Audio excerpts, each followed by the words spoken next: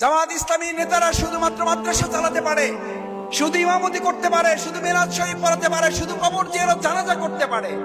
কিন্তু বাংলাদেশ জামাত ইসলামী তৈরি করা জনশক্তি সংসদ সদস্য হতে পারে, মন্ত্রণালয় পরিচালনা করতে পারে এবং সেটাকে মডেল করতে পারে। এই দক্ষতার প্রমাণ বাংলাদেশ জামাত ইসলামী দেশবাসীর কাছে রাখতে সক্ষম হয়েছে।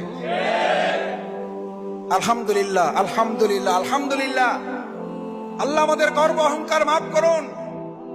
আল্লাহর একান্ত দয়া। আজকে বাংলাদেশের সবচেয়ে বড় সংকট সততা কিছুটা থাকলেও, যোগ্যতা কিছুটা থাকলেও আজ বিশ্বাস করা কঠিন কে এই দেশপ্রেমিক আর কে দেশদ্রোহী। কারণ আমাদের এই দেশকে অঙ্গরাজ্য পরিণত করার জন্য 15.5 বছর মূলত আমাদের উপর জুলুম করা হয়েছে। বাংলাদেশ জামাত ইসলামী জীবন বাজি রেখে সেই অঙ্গরাজ্য থেকে বাংলাদেশকে অর্থবহ স্বাধীন করে রাখার জন্য আমাদের নেতৃত্বে ফাঁসির